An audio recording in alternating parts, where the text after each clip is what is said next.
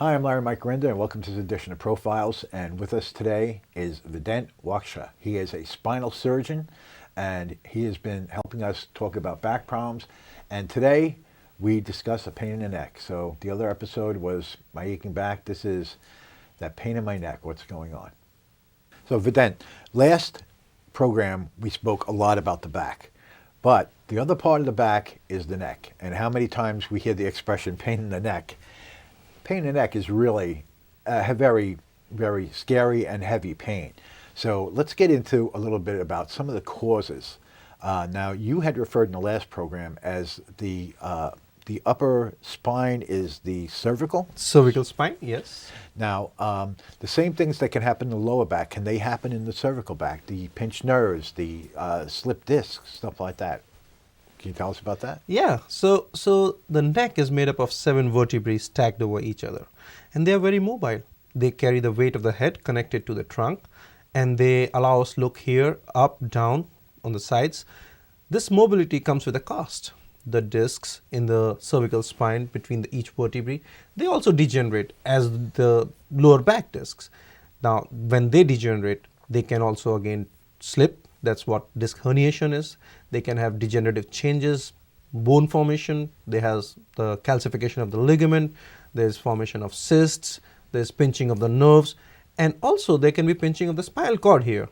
Contrary to what in lower back there are only nerve roots, here the spinal cord travels. And pinching of the spinal cord can be of grave consequences. Now, we hear a lot of people, they have the pain in the neck, it also goes to the jaw, they think they're having a heart attack, or also severe headaches too, because with some of these neck pains. What is going on with the nerves in the neck that are causing these pains? So the neck has nerve roots which supply the upper part of the face, actually the upper part of the back of the neck, and also into the arms. Unusually, if there is a pathology going on in the upper cervical spine, that patient can have headaches, can have pain which goes down to the sort of jaw, face, upper neck, and maybe have going down to the hand, which may be confused with a cardiac pain, especially if it's going on the left side. Mm-hmm.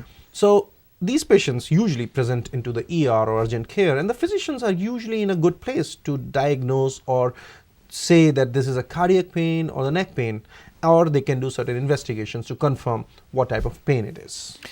Now, we spoke about degenerative disc disease in the back, which basically, like you said, the lower half, the hips, the legs, the knees, the feet. Now, we're dealing with the upper neck. Is this going to be the shoulders, the chest plate here, this area, or where if you have a pain in the neck, it's not going to affect your foot, right? It can actually. It can? Yes. So what happens is the neck, the spinal cord in the neck is the same spinal cord which is going to supply the legs down there. But at the same time, as in the back, here also the nerve roots come out at all levels, and they go on to supply their respective areas, which in cervical spine is essentially the arm, the forearm, the hand. So when the nerve roots specific to a certain area get pinched, then it will usually present with pain, radiating pain, tingling, numbness, weakness into that part of the upper extremity or the arm, the hand, the forearm. Patient may have problem with writing apart from having the pain. But if the disc is compressing the spinal cord itself, which can compress if it is in the center, then patient will have problems in the leg. It usually does not go as a radiating pain, but these patients have electric shock-like sensations going down their body. They may have weakness, they may have gait problems, imbalance, they may be falling, they may have problems with their bowel and bladder, they may have decreased sensation in the genital area or other areas of the body. So you're saying neck pain could actually cause constipation? Neck pain can cause constipation, but I think the more important part that it can cause, which is like weakness, which is like tingling and numbness going down the body, which is dangerous. These patients have very advanced disease and they need treatment for that. Now, we've located the area. Now, why do these neck problems happen? Is it sports? Is it repetitive? Is it stress? There has to be some reasons why these neck pains keep coming out. Yes. So the discs It's usually it's the degeneration of the disc, which happens with age, which happens with every person. But only few people will have neck pain. Only very few people will have some herniation of the disc, enough to cause Right. compression of the nerve root, enough to cause pain, and enough to get a medical attention. Most of the patients, despite getting the degeneration, do not complain of things, and they do not go to a doctor.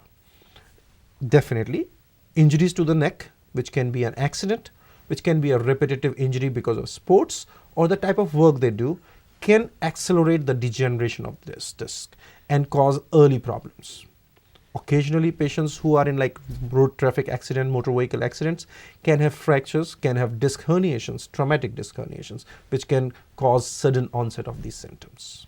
Now, again, with the neck, repetitive injury, they were talking about, and I believe, because you do a lot of therapy work also in your practice, that people who sit at desk all day, staring at the computer, day after day, year after year, what is this doing to their neck? Yeah, so our body is not made to sit.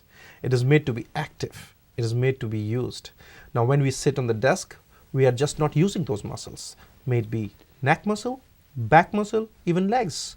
And sitting all day long without taking breaks, without doing stretching, without doing other exercises which can be done at the end of the day or early part of the day, we are just disusing the muscles. We are atrophying them.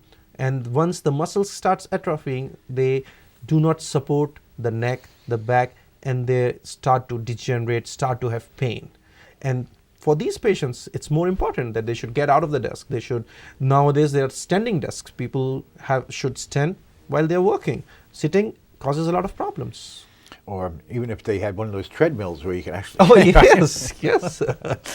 But now, the neck therapies that are involved, now you do a great deal of these therapies and stuff like that.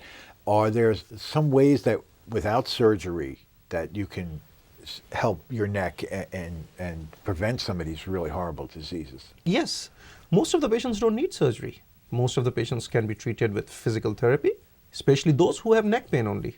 Patients who have radicular pain, tingling, numbness, weakness, these patients are initially treated with some medications so that the inflammation can be taken care of.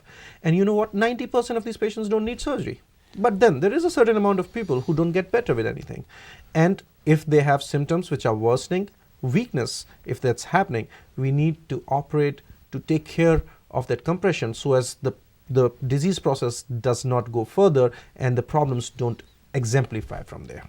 Now, some of the people who may be watching the program who may be terrified about, oh, I'm going to get my neck operated on it. The surgeries, again, like we had said on the last program, pretty astounding. It's almost like sci-fi, some of these things. We've seen some of these pictures now and these devices that you guys can look at the spine. You can actually see the nerve. You can see it in color, 3D. It's really incredible. So what would you tell people who are considering spinal or neck surgery to ease their fears?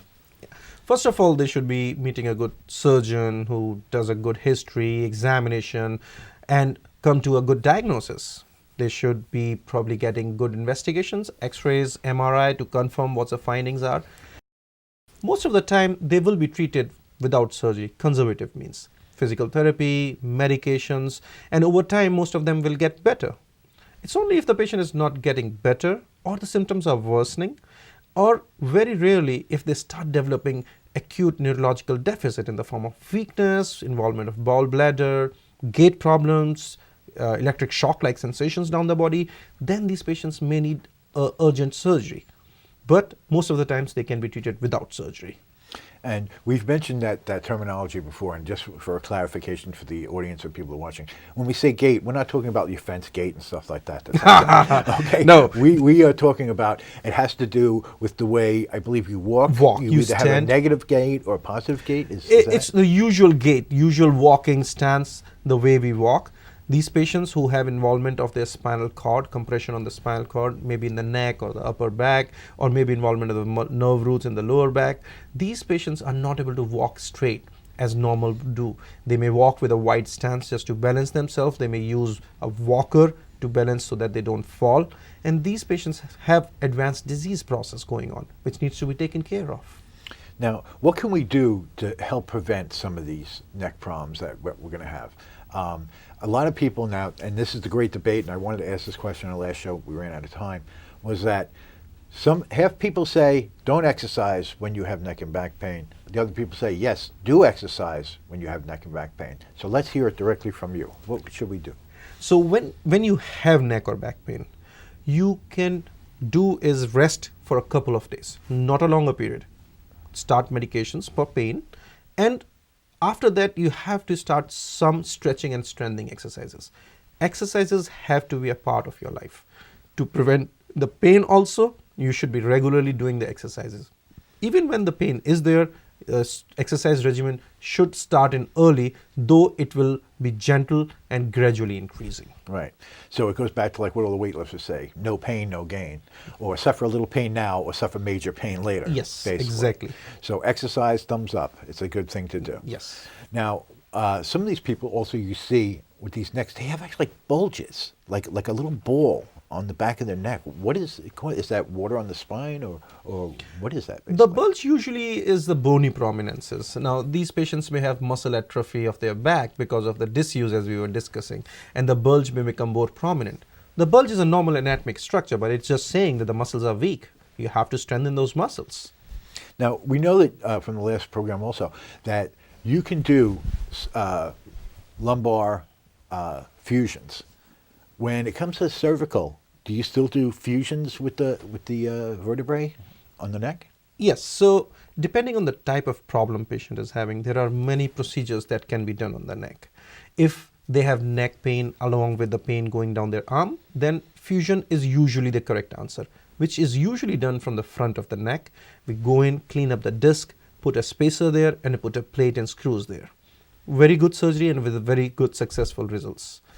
Occasionally, there may be patients who just have radicular pain going down their one arm or both arms. These patients can actually be treated with minimal invasive procedure called microdiscectomy, which is done from the back.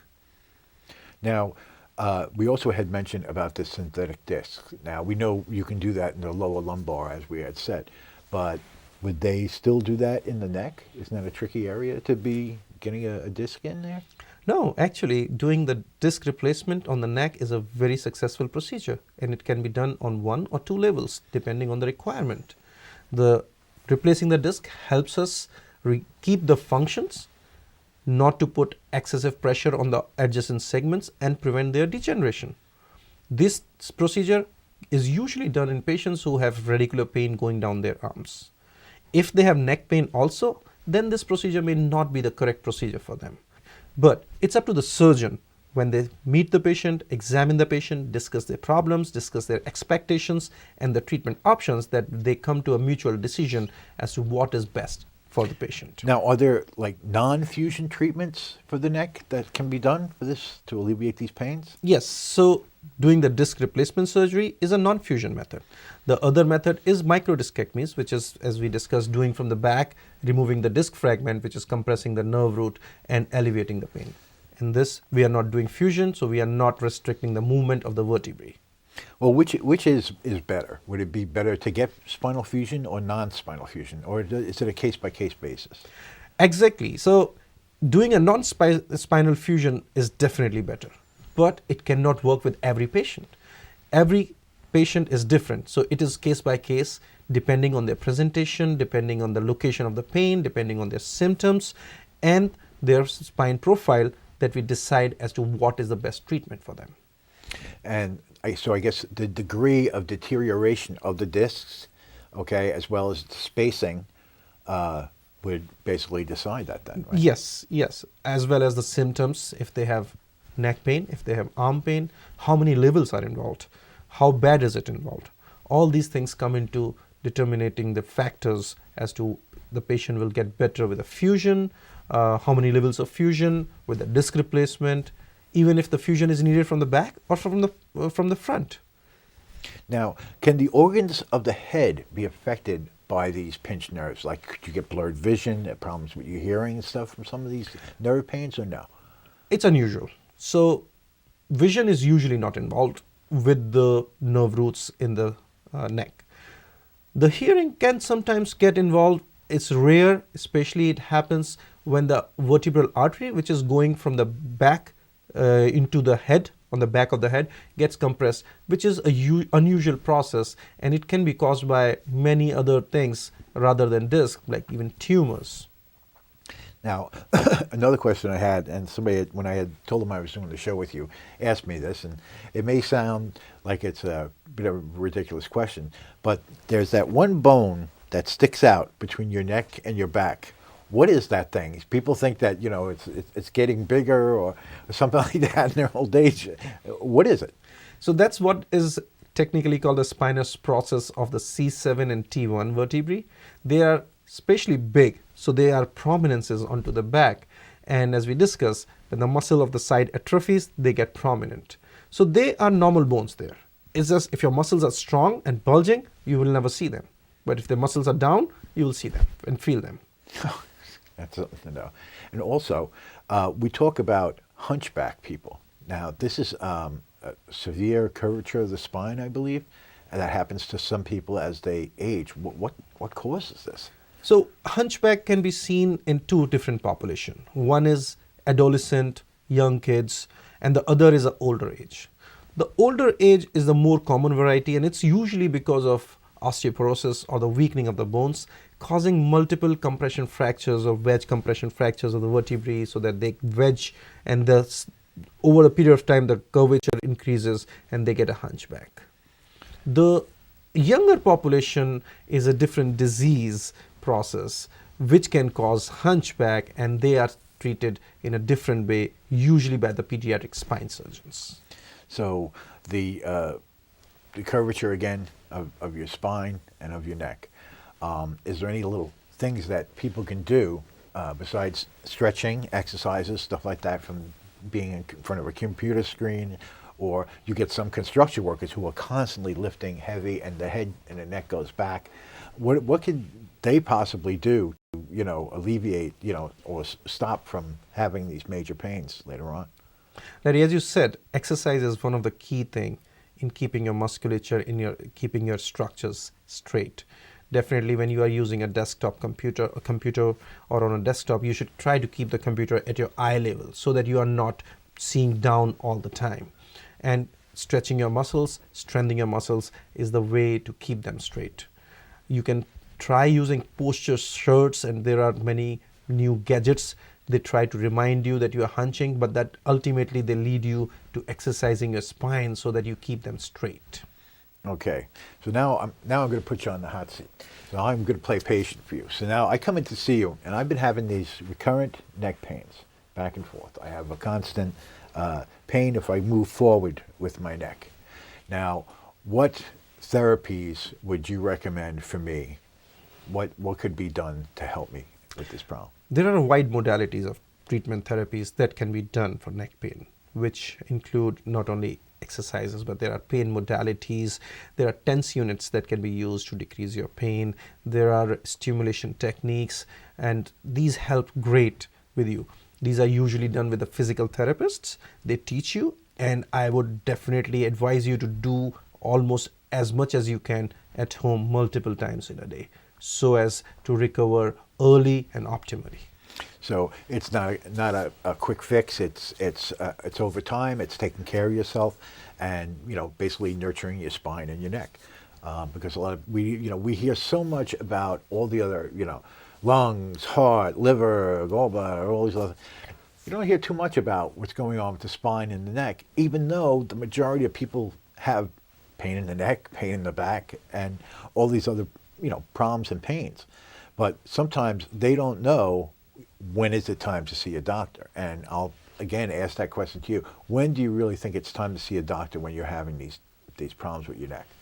So whenever there's a pain in the neck or pain going down your arms, if that's not getting better in about 3 to 5 days, 7 days, taking over-the-counter medications, then these patients should consult their primary care physician or a spine surgeon, and they should ask for advice for treatment for this pain. Most of these patients do not need surgery. They can be treated conservatively with medications, with physical therapy, maybe a short rest, using some ice, taking a break from the work, and they do well after that. Very small percentage of patients who don't get with all these things may need surgery. Now there is a subpopulation who may need to go to a urgent care or a ER immediately. These are the patients who have pain which is worsening, especially associated with worsening tingling, numbness and radiating pain, and if weakness or sudden onset of neurological deficits, they are not able to lift their arm, lift their elbow, not able to write, or they suddenly start having the foot weakness, they start having current-like sensation going down their body, involvement of bowel, bladder in the form of incontinence. These patients should immediately seek medical attention. And a lot of people are afraid, and just to clarify again, that they hear spinal or neck surgery and right away that they're writing out the will and they're all worried. But it's not. It's a whole new world out there with medicine and technology, and people should not fear these surgeries if they need it. No, with the advancement of all the way we do the anesthesia, with the way we do the surgery, the visual enhance, the microscopes, instrumentation, the things have advanced so much. It's a very safe surgery now and with very good results. And we go from the front of the neck, we go from the back as is needed, and the results are great with them. Now, are there any tests, I don't know if this technology is out yet, but are there any tests that they actually do on the nerves to see if there's electrical wire where there's a short or maybe a pinch or something like that? Yes. So we do occasionally do EMGs and nerve conduction studies on patients if they don't have a clear picture of what we are looking for. These tests help us confirm a diagnosis if the patient is having a problem from the neck, the nerve roots in the neck, or it may be some nerves are getting involved in their arm or in their forearm, and these are the patients who may have other problems also which may confound our results. And I have to say about that nerve test, it's highly accurate. I mean, it pinpoints right on the scale where your problem is, which helps you majorly, right? Yes, it helps us to know specifically which nerve or which nerve root is involved, and we can make a better diagnosis, especially in patients who have confusing presentations. Yeah, because a lot of times, you're not sure. And like you said, but these nerves all over the body, and I'm picturing it like electrical wiring. If you have a short somewhere in the building, and you have 500 floors in the building with 5,000 rooms, your diagnostic could be, very hard to do. But with these new tools that you have and the other associates that you work with, you're able to pretty much pinpoint, these things. Plus your experience of coming in there. This is not you're walking in there as your first surgery. You've done thousands of these, I'm pretty sure. Yes, and this is important because you don't want to operate a patient on a wrong label or a wrong diagnosis, because those symptoms are not going to be alleviated and they will still have problems. So getting a correct diagnosis before what we are trying to do, surgically or non-surgically, is important. And the days of the fears where they're going to be stuck with needles or like Frankenstein have electrodes put in their neck or something like that, that's totally gone that way. These most of these tests are painless, they're harmless. I know a lot of people worry about x-rays and radiations and stuff like that, but the new tech, not like that at all now. Yes, the studies done for EMG and nerve conduction do involve needles, but they are very thin needles. They are negligible pain on it. And regarding the MRI does not have any radiation which cause harm to the body. Occasionally, patients may need a CT scan, which is needed for surgical purposes, or sometimes these patients are not compatible to get MRI because maybe they have pacemaker, they have an aneurysmal clip or something, or implants. Then we may have to do a CT scan. CT scan does give some radiation, but MRI does not. Yeah, and that, like you said, again, they're working on these new MRIs that you can actually wear. Aware about it. I know they are working on them for the wrist. They're working on one for the back right now. That'll probably be the next stage, and maybe even the next show that we'll be doing on some of these, medicine marvels that have been coming out. But it's good to know, just to give a recap to everybody before we wrap up, that there are therapies out there. You don't always need a pill or medication. Okay, if you do need surgery, the surgeries can be minimally invasive. Yes. You could be up and walking around within a day or two. The old way of doing medicine with the spine and the neck has basically gone the way of the dodo. So would you agree with all those statements? Yes, the treatment today is very advanced, and we are able to give patients quality of life back as soon as possible with surgical or non-surgical means. Well, Vedant, I wanted to thank you for coming on the program. You have given us a whole new ideas on knowledge and medicine on the spine and neck, and we're hoping to have you back very soon. Until next time, I'm Larry Mike Arenda. This has been an edition of Profiles, and we'll see you soon back on this channel. I'm Vedant Vaksha. I work with Complete Orthopedics. We have offices in Stony Brook, in Little Neck, and in Babylon, and I can be reached through our website, cortho.org, or through our phone number, 631-981-2663.